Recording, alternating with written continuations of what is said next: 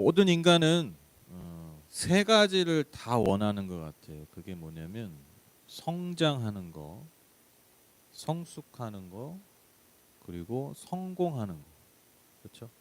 이 세 가지를 우리가 항상 알게 모르게 원하고 살고요.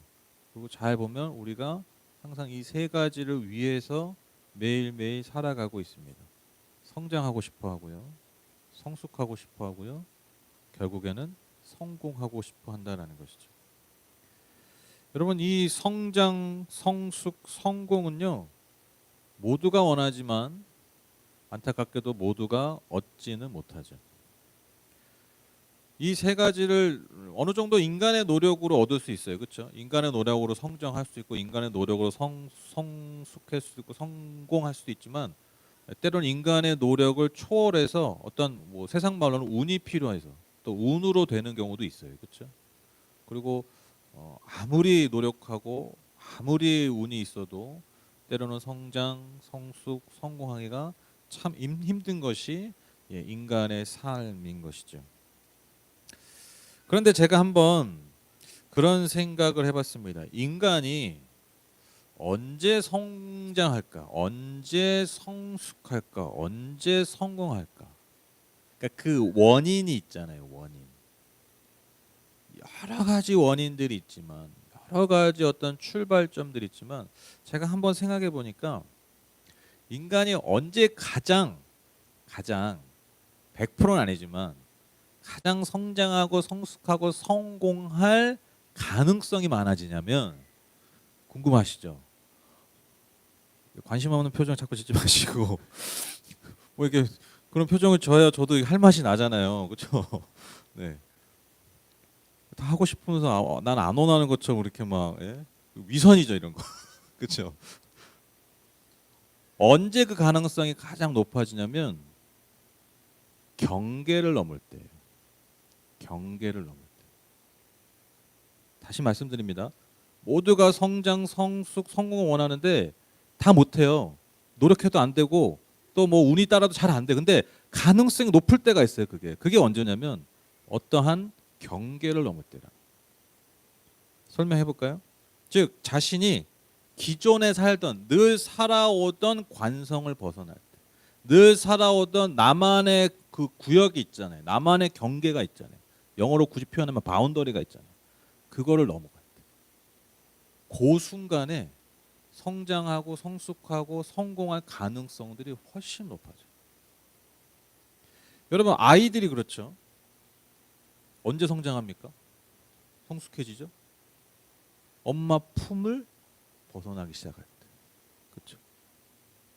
옛날에는 뭐 말도 제대로 못하는 애가 어린이집 갔다 와서 말 한마디 더 배우죠. 그렇죠. 옛날에 뭐 젓가락질 못하는 애들이 엄마 품을 벗어나니까 오히려 그 편한 바운더리를 벗어나니까 어느 날 젓가락질하고 있는 거예요. 그리고 유치원을 가고 학교를 가고 그 기존에 있던 경계들을 넘어갈 때 점점점 더 성장하고 성숙해지죠. 그리고 성공에 가까워진다는 것이죠. 여러분 우리가 아이가 아니라 우리가 성인이 돼서도 마찬가지죠. 우리가 예를 들면 대학교 가서 성인이 되잖아요. 또 언제 성장하고 성숙합니까? 대학을 졸업할 때. 그 학생이라는 바운더리를 벗어날 때. 사회라는 경계로 이제 넘어갈 때. 그때 성장하고 성숙해지죠. 그리고 또 뭐 살다 보면 또 이제 뭐 연애도 나라는 그런 삶에 가도 있다가 이제 연애를 뭐 하잖아요. 경계가 다른 사람의 경계에 들어가는, 관계의 경계에 들어가는 거죠. 결혼을 합니다. 전혀 다른 경계가 또 생기죠. 그 경계를 또 넘어가는. 또 여러분 또 출산을 하죠. 육아를 하죠. 어마어마한 여러분 성장과 성숙의 시간들이 되지 않습니까? 그렇게 인간이 자라나간다는 거예요. 여러분 인간이 어떤 인생에 있어서 큰 성취, 큰 성공을 이룬 사람들도 보면요 항상 그래요. 그냥 가만히 있다가 어느 날 있다가 성공을 이루는 게 아니에요. 여러분 성공한 이야기들을 들어보세요. 성공 스토리를 들어보세요. 여러분 다 뭐가 있어요? 그 성공 전에 그 사람이 어떠한 경계를 넘었기 때문에, 그거를 극복했기 때문에, 그것을 과감하게 도전했기 때문에. 그냥 내 바운더리 안에서 가만히 앉아 있어가지고 여러분 성공한 사람은 없어요. 여러분 살펴보세요. 없다라는 거죠. 이처럼 인간은요 항상 자신의 한계든 자신의 상황이든 그 한계, 그 경계를 넘었을 때 성장하고 성숙하고 성공하게 된다라는 거예요. 제가 이러한 눈으로 성경을 들여다보니까요, 여러분 성경 속 이야기에서도요 하나님의 사람들이 어떻게 쓰임 받았느냐, 즉 하나님께서 하나님의 사람들을 통해서 어떻게 하나님의 역사 이루어가셨냐 보니까요 다 뭐예요? 그 하나님의 사람이 경계를 넘었을 때. 우리가 너무너무 잘 아는 가장 대표적인 믿음의 조상 누굽니까? 아브라함이죠. 믿음의 조상 아버님 아니에요? 네, 아브라함. 여러분 아브라함 너무 잘 알죠? 우리가 너무 잘 아는 아브라함의 부르심 뭡니까? 창세기 12장 1절 3절. 주님께서 아브라함에게 말씀하셨다. 너는 네가 살고 있는 땅과 네가 난 곳과 너의 아버지의 집을 떠나서 내가 보여주는 땅으로 가거라. 내가 너를 큰 민족이 되게 하고 너에게 복을 주어서 내가 크게 이름을 떨치게 하겠다. 너는 복의 근원이 될 것이다. 너를 축복하는 사람에게는 내가 복을 베풀고 너를 저주하는 사람에게는 내가 저주를 내릴 것이다. 땅에 사는 모든 민족이 너로 말미암아 복을 받을 것이다.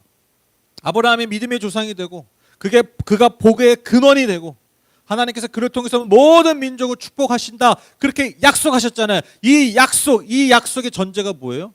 너의 경계를 넘으라는 거예요. 그렇죠? 그게 전제 조건이에요. 내 바운더리. 여러분 이게 믿음이었다라는 거예요. 여러분 잘 아시는 요셉, 하나님께서 그렇게 꿈을 주시죠. 놀라운 꿈을 주시죠. 형과 부모가 나에게 절을 하는 꿈, 놀라운 꿈 아닙니까? 여러분 그 꿈이 언제 이루어졌습니까?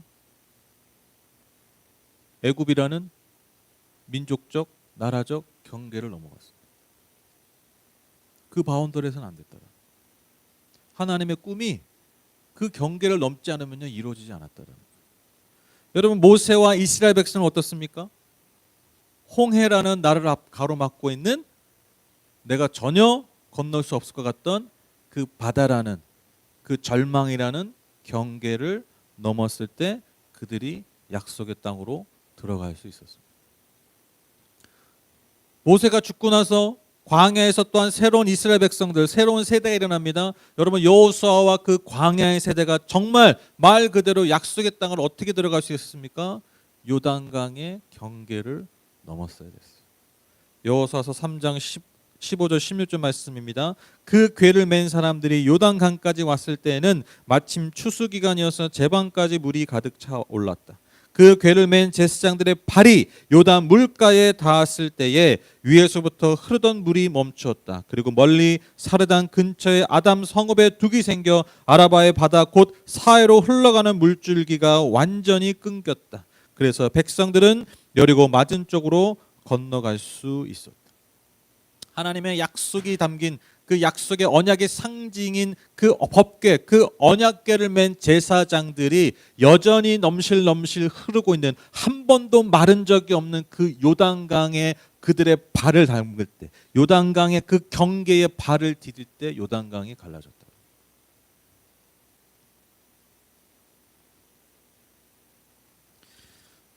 또 말할까요? 여러분 다윗입니다. 여러분 사무엘을 통해서 기름 부음 받은 그 다윗이 왕궁이 아니라 여러분 어디에서 진짜 이스라엘의 왕으로 변할 수 있었습니까? 성장하고 성숙할 수 있었습니까? 광야라는 경계를 넘어 그 광야에 들어갔어요. 왕궁에서 나와서 가장 총애받는 신하의 자리, 사람들이 모두가 칭송하는 그 자리에서 오히려 광야라는 경계로 들어갔을 때. 마지막으로 여러분 신약으로 한번 와볼까요? 여러분 제자들과 기회를 한번 생각해 보십시오. 여러분 오순절날 어떤 일이 벌어졌습니까? 좋은 일이 벌어졌겠죠. 네, 좋은 일이 일어났어요. 어떤 일이 벌어졌죠? 네, 성령이 오셨죠, 그렇죠? 성령 오셨죠, 그렇죠? 맞아요. 성령이 오셔서 약속하신 성령이 와서 어떤 일이 벌어졌죠? 그래서 네, 네, 방언. 모든 나라의 말로 방언하잖아요. 그리고 어떤 일이 벌어졌죠? 그리고 나서 방언을 하고. 참 겸손한 분들이랑 설교하기 어려워요. 너무 겸손들해. 네, 어떤 일이 벌어졌죠? 방언을 하고 나서 그 방언은 그 각기 다른 말로 뭐 한 거예요? 해외여행 갔습니까? 뭐 한 거죠? 복음을 전했죠. 여러분 우리가 오순절 마가의 다락방에서 일어난 역사의 그 의미를 우리가 가끔 가장 중요한 의미를 놓칠 때가 있어요. 여러분 오순절날 성령 임해서 한 게 우리 방언 터지게 한 게 아니에요. 그게 그 의미가 아니에요. 무슨 의미입니까? 이제 예전에는 크게 두 가지인 거예요. 예전에는 하나님의 영이 구약에 보면요 특별한 사람에게 특별한 순간에만 임했어요. 근데 이제 오순절 성령의 역사가 어떤 의미냐면 이제는 모든 사람들에게 영원히 그 사람에게 성령이 내주하기 시작합니다. 성령이 그 사람과 역사하기 시작합니다. 이게 오순절 성령의 가장 중요한 첫 번째 의미. 언약의 성취죠. 요에서의 성취. 그리고 또 중요한 성취가 뭡니까? 그렇게 하나님의 영을 받은 사람들이 이제 여러분 이스라엘이라는 유대 민족이라는 경계를 넘어서 모든 민족 모든 나라에 이제 하나님의 복음이 전해지고 이제 모두가 어떻게 돼요? 그 모든 민족적인 종교적인 경계가 허물어져서 다 하나님의 자녀, 하나님의 백성, 하나님의 나라, 하나님의 교회가 되었다라는. 여러분 그게 오순절 성령 역사의 의미예요. 이해되시죠? 바벨탑 사건 아시잖아요. 저주, 바벨탑의 저주. 다 경계가 생긴 거예요. 언어라는 장벽이 여러분 그냥 말을 다른 말에서 못 알았다 이게 아니라 이제 모두가 다 경계가 생겨버리는 거예요. 성령께서 그걸 깨뜨리신 거예요. 그거를 기념비적으로 궁극적으로 보여준 사건이 바로 오순절 마가의 다락방의 그 성령의 사건입니다. 그러니까 여러분 교회라는 게 어떻게 시작됐다고요? 경계가 허물어졌어요. 그게 교회예요. 거기서부터 진짜 교회가 시작된 거예요. 성령의 역사가 이어갔다는 거예요. 여러분 성령이 일하시는 게 뭐예요? 경계를 허무시는 거예요. 인간이 세우는, 인간은 늘 경계를 세우잖아요. 즉 구약의 예를 들면 인간은 늘 자신의 바벨탑을 쌓아요. 자신만을 위한, 우리만을 위한 바벨탑을 쌓는 게 인간의, 이 땅을 사는 인간의 본성이에요. 그래서 저주를 받은 거예요. 하나님 원하시는 그게 아닌데. 인간의 생각, 인간의 개념, 인간의 욕망, 인간의 영의 본성이 뭐냐면 자신만의 바벨탑을 쌓는 건데 하나님의 영의 본성이 뭐냐면 그 경계를 허무는 거예요. 이게 오순절의 의미입니다. 여러분 바울도 어떻습니까? 당시에 민족적이고 지리적이고 문화적인 그 모든 경계를 넘어선 사람이었기에 여러분 바울을 통해서 복음이 증거돼요. 그렇죠? 여러분 사도행전 보시면 어떻습니까? 그는요 복음을 접하고 나서 언제 계속해서 복음이 없는 곳, 복음이 없는 경계를 봤어요. 그 너머를 본 사람. 갈라디아서 3장 28, 29절 말씀에 유대 사람도 그리스 사람도 없으며 종도 자유인도 없으며 남자와 여자가 없습니다. 여러분 모두가 그리스도 예수 안에서 하나이기 때문입니다. 여러분 이 말이 얼마나 진짜 얼마나 혁명적인 말씀인지 아세요? 2000년 전 고대 2000년 전 중동에 있던 사람이 한 말이에요. 여러분 100여 년 전만 해도 우리나라에서 예배 드릴 때 남자 여자 따로 드렸어요. 커튼 치고 드렸어요. 밖에서 드렸어요 여자들은. 지금 여기 나밖에 없어 남자가. 남자가 저밖에 없어요. 가끔 부끄러워요. 저밖에 없어서. 농담입니다. 비단 얼마 전까지만 해도 여러분 남자 여자 여러분 나눠져 있고요. 남자가 할래 여자가 할래 따로 있고 심지어 전 지금도 이해 안 되는 게 여러분 어떤 교단에서는 지금도 여자들에게 목사 한 수 안 줘요. 지금도 2023년에도 유대 사람도 그리스 사람도 없습니다. 이건 그러니까 하나님께 택함 받은 유대인들 그리스 사람이 무슨 뭘 상징하냐면 당시 모든 이방인을 상징하는 거예요. 민족적인 경계 없다. 종도 자유인도 없다. 여러분 이게 얼마나 대단한 말인지 아십니까? 남자 여자가 없다. 모두가 어때요? 그리스도 예수 안에서 하나이기 때문에. 여러분이 그리스도께 속한 사람이면 여러분 아브라함의 후손이요 약속에 따라 정해진 상속자들입니다. 경계가 허물어진 곳이 교회라는 겁니다. 여러분 가장 중요한 경계를 넘은 분이 계십니다. 바로 예수 그리스도. 성부의 보좌 우편에서 이 땅의 경계를 오신 거예요. 하나님의 아들께서 사람의 아들로 이 땅에 오신 거죠.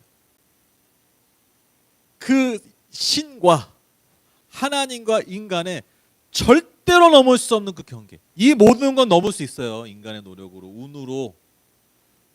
절대로 넘을 수 없는 하나님과 인간의 그 경계를 넘었기 때문에 여러분, 예수 그리스도를 통해 우리가 구원을 받을 수 있는 거예요. 오직 그러니까 예수님 말씀하신 거잖아요. 나로 말미암지 않고는 아버지께로 갈 자가 없는. 왜? 그 경계를 넘을 수 있는 분이, 그리고 그 경계를 넘은 분이 여러분 예수 그리스도밖에 없기 때문에. 여러분 잘 보세요. 성경에서도요, 언제나 하나님의 역사는요, 하나님의 사람들이 그 어떠한 경계를 넘었을 때 이루어졌다라는 것입니다. 여러분 오늘 읽으신 본문 이야기는요, 제가 한번 두 가지 이야기를 잘 연결해서 보라고 그랬잖아요. 따로 독립된 이야기가 아니에요. 우리가 너무 잘 아는 이야기죠. 예수님의 기적 이야기입니다. 예수님께서 한 나병 환자를 치유하신 이야기예요. 그리고 바로 이어서 백부장의 종을 치유하신 이야기입니다. 여러분 우리가 보통 이 이야기를 어떤 관점에서 대합니까? 믿음의 관점에서 대하죠. 근데 그 믿음이 어떤 믿음이에요? 내 믿음이에요, 내 믿음. 그렇죠? 나병 환자 같은 믿음, 백부장 같은 믿음. 거기에 이제 이입을 해서 보죠. 뭐 아주 틀린 건 아닙니다. 그 관점에서 적용하고 해석할 수 있어요. 그렇죠? 즉 예수께 내가 온전한 믿음으로 나아갈 때 하나님께서 그 믿음을 보시고 나에게 놀라운 일을 행하신다. 우리가 거의 이렇게 해석하잖아요, 이 이야기를. 아니, 뭐 틀린 건 아니에요. 근데 그렇게 적용할 수 있는데, 근데 여러분 중요한 게 뭐냐면 이 이야기를 마태가 이 복음서에 기록한 목적이 그와 같지는 않다라는 거예요. 여러분 이 두 가지 이야기는요, 동일한 주제를 가지고 있어요. 그게 뭐냐면 경계를 넘어서 예수께 나온 자들 이야기하고 있어요. 그리고 그들을 품으신 예수님의 이야기, 예수님의 은혜. 이게 핵심이에요. 여러분 마태복음이 어떤 공동체를 위해 쓰여졌냐면 유대 그리스도인 공동체에 쓰여진 거예요. 너무나 그들에게 필요한 말씀이죠. 왜? 그들은 유대인이잖아요.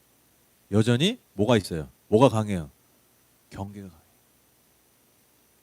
이 이야기를 통해서 뭘 깨트리기 원하는 거예요?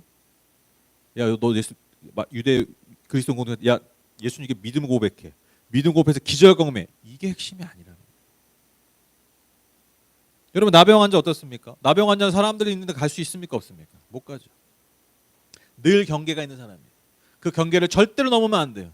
그런데 예수께 그 경계, 사람의 시선, 종교적인 의무, 그 모든 경계를 내가 극복하고 어디로 나가는 거예요? 예수께 나가는 거예요. 그리고 그를 그 당시 사람들처럼 경계 지으신 게 아니라, 그 경계에서 다시 똑같이 배제하신 게 아니라 그를 품으시죠. 그리고 그게 부탁하십니다. 제사장에 가서 빨리 몸을 보여라. 왜 그러신 거예요? 나를 따르라 이게 아니에요.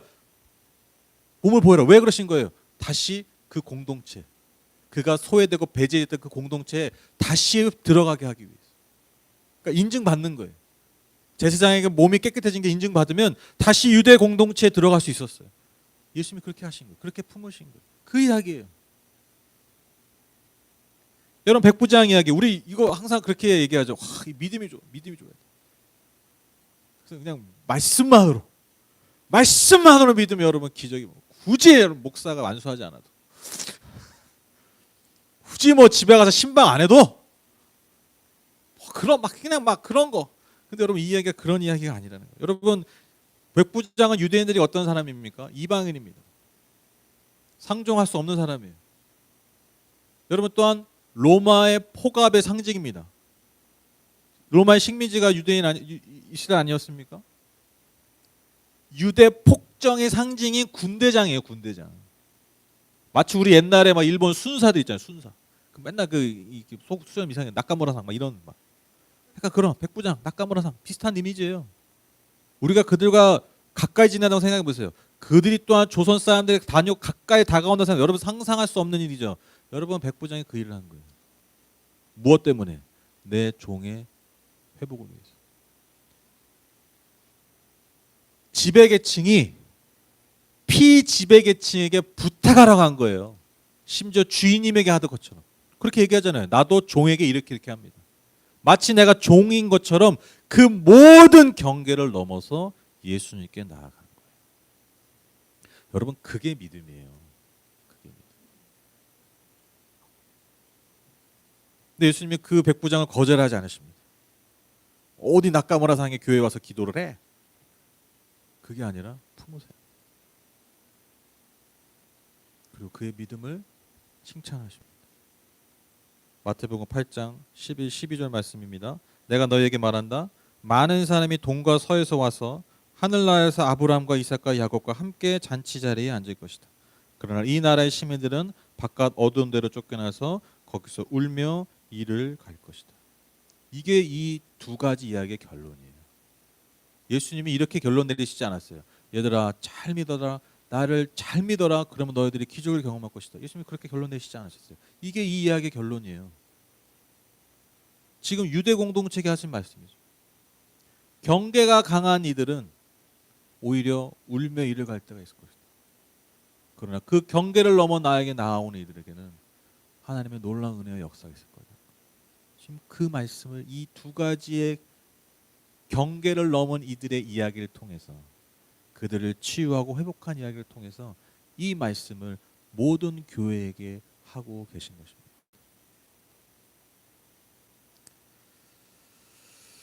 저는 예수님의 이 말씀이 단지 이 시대만이 아니라, 그러니까 이 시대에 택함 받은 백성들만이 아니라 여러분 지금 현대를 살아가는 저와 여러분 모두에게 여러분 동일한 도전을 준다고 믿습니다. 그게 뭐냐면 오늘날 저와 여러분에게 있는 경계는 무엇입니까? 하나님께 나아가는, 예수께 나아가는 경계, 그것을 막는 경계. 그래서 내가 그리스도인이지만, 우리가 교회지만 여전히 하나님의 역사를 때로는 가로막고 있는, 멈추게 하는 그 넘지 못하는 경계가 무엇일까? 여러분, 예수님 당시에는요, 뭐 말씀을 통해 드러나는 것들을 보면 여러분 종교적인 경계가 많아요. 문화적인 경계가 많아요.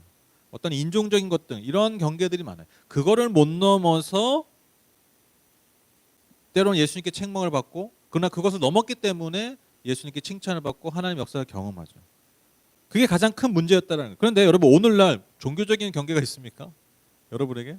여러분에게 뭐 어떤 뭐 문화적, 인종적인 경계 뭐 있어요? 없죠. 여러분 오늘날 교회와 오늘날 그리스도인에게 경계가 뭘까요? 제가 여기에 대해서 이제 뭐 고민을 한 거예요. 어제도. 우리에게 있는 경계가 뭘까? 제가 고민하니까요. 탁 떠오른 게 있었어요.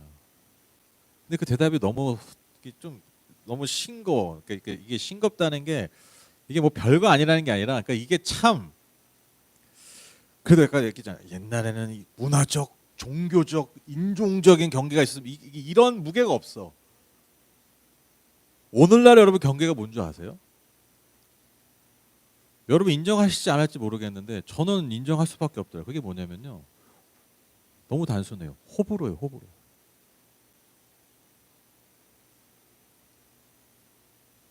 내가 좋아하냐 싫어하냐. 이게 되게 웃기면서도 웃을 수가 없어요. 하나님 그래도 이게 종교적인 할 게 없어. 하나님 우리가 지금까지 살아온 문화적인 할 게 없어. 그냥 나야 나. 그냥 내가 좋아하냐, 내가 그걸 싫어하냐. 그러니까 하나님이 아무리 싫어하셔도 내가 좋아하면 하는 거예요. 하나님이 아무리 원하셔도 내가 불호하면, 싫어하면 죽어도 안 돼. 그 경계를 근처도 가지 않아요. 그게 우리예요. 내가 좋아하냐 안 좋아하냐, 내게 유익이냐 불이익이냐, 이게 우리가 철저하게 가로막혀 있는 경계라는 거예요. 오늘날의 현대인, 아니 오늘날의 모든 그리스도인들도 마찬가지라는 거예요. 제가 보니까요, 우리가 이 경계를 너무너무 분명하게 지켜요. 그렇죠?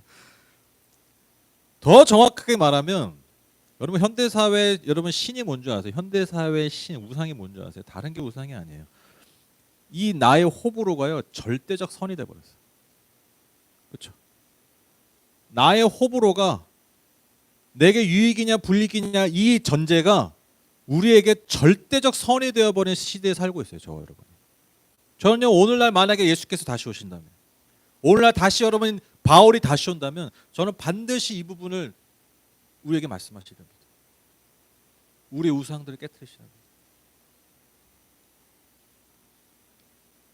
그것이 내가 싫어하는 것이라도 그것이 옳은 일이라면, 내가 아무리 싫어도 내가 불호해도 그것이 옳은 일이라면, 아니 더 중요한 것은 그것이 하나님이 원하시는 일이라면 그 경계를 기꺼이 넘는 이들이 점점 사라지고 있다.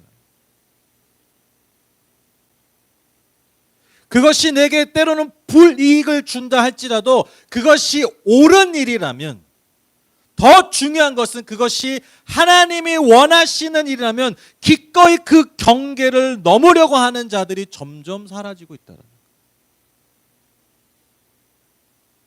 이게 오늘날 바울이 서신서를 한국교회에 쓴다면 반드시 등장하고야 말 주제라는 거예요.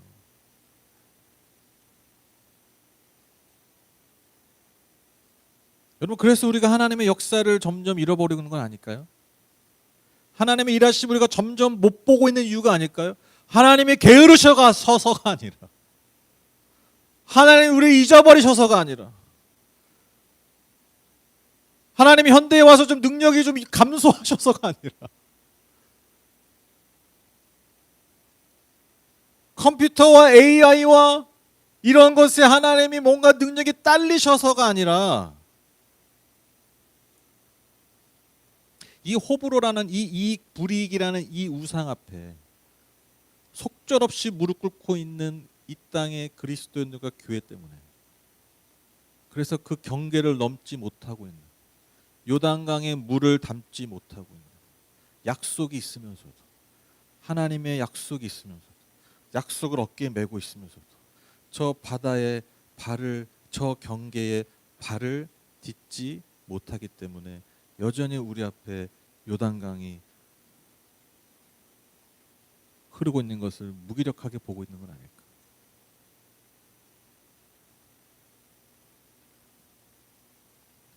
여러분, 제가 말씀드린 경계에서 자유로우십니까?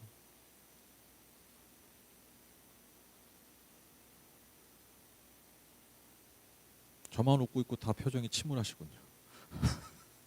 같이 좀 웃으시죠.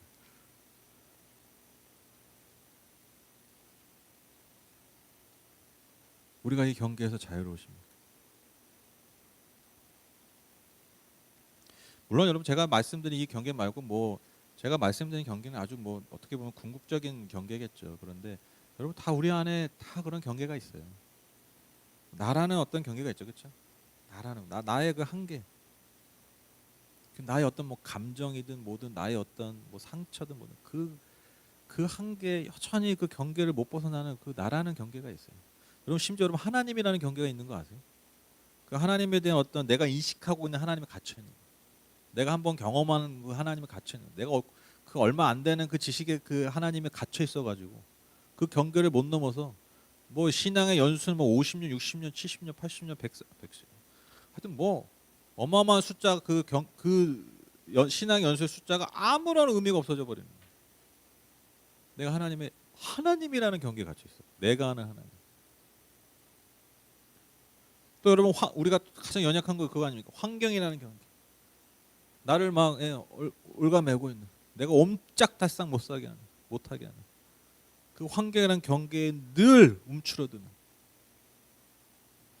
또 타인 관계에 어떤 경계가 있지 않습니까? 어떤 관계를 통해서 갇혀버리는, 그래서 그걸 넘지 못해서 늘 그 관계에 끌려다닐 수밖에 없는, 여러 가지가 있을 거예요. 근데 여러분, 이 사실을 꼭 기억하십시오. 하나님은 그 경계를 넘기를 원합니다. 그냥 이렇게 선 그어놓고 난 그냥 여기 안에서 살래. 이게 아니에요, 여러분. 여러분 아시죠? 상처가 오래되면요, 그걸 벗어나는 게 더 아파요. 그렇죠? 근데 그걸 안 벗어나면요, 계속 그렇게 살아요. 그러니까 계속 원망하면서, 계속 고통스러워하면서, 근데 또 그걸 편애한다. 이게 인간의, 죄송합니다, 미치고 팔짝 뛸 상황인 거예요. 적응이 돼요. 여러분 그 아시죠? 그 알코올 중독 가정들이 알코올 중독자 아버지에게 적응돼서 하는 거 아세요? 그 고통 반복하는 거 아세요? 제가 예전에 상담 배울 때 그래서 여러분 예를 들면 알코올 중독자 가족들은요, 가족들이 다 상담받아요. 아빠만 데려다 놓고 여러분 상담하고 뭐 고친다 고쳐지지가 않아. 왜? 같이 중독돼 있어요. 그 패턴에. 그러니까 그게 편한 거야. 어느 순간. 근데 계속 고통스러운데 계속 편해. 그걸 못 벗어나요. 그래서 그 알코올 중독자 그 가족들을 예를 들면 그 어머니들이 자주 하시는 말씀 그러잖아요. 아휴, 네 아버지가 술만 안 마시면 너무 좋은 사람이다.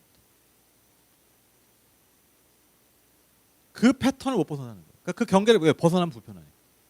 그걸 한번 깨면 되는데 그 깨는 게 두려운 거예요. 그래서 다 상담받아야 돼요. 그래서 집단 상담이라고 그래요. 그 환자만 상담받는 게 아니에요. 이미 그 다른 가족들도 그 영향력 아래 있기 때문에 사로잡혀 있기 때문에 그 경계에 가둬져 버렸어요. 놀라운 건 뭔지 아세요? 또 그 알코올 중독자 아버지는 그걸 이용합니다. 기가 막히게 본능적으로 이용해요. 그러니까 서로 피해자고 서로 가해자.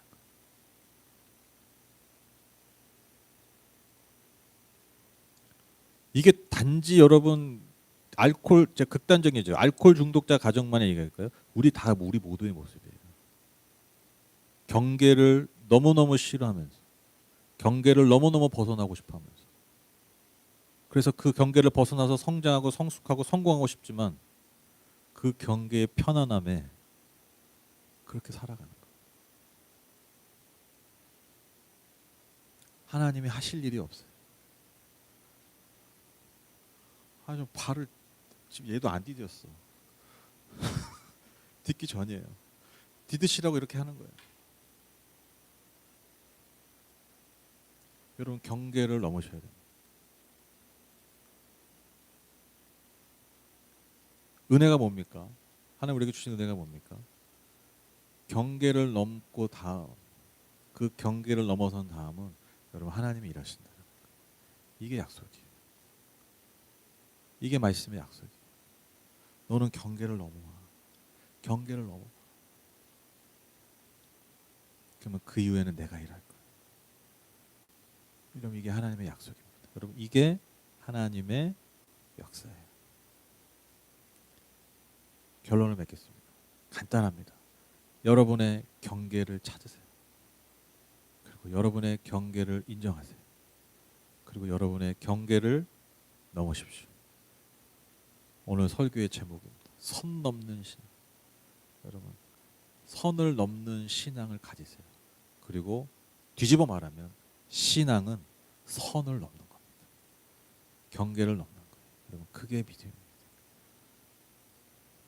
우리 다 함께 선을 넘는 그 믿음의 공동체 되셔서 잃어버린 하나님의 역사, 하나님의 일하심, 하나님 나라의 놀라운 능력을 우리가 함께 목도할 수 있는 저와 여러분 다 되시기를 주님의 이름으로 부탁을 드립니다.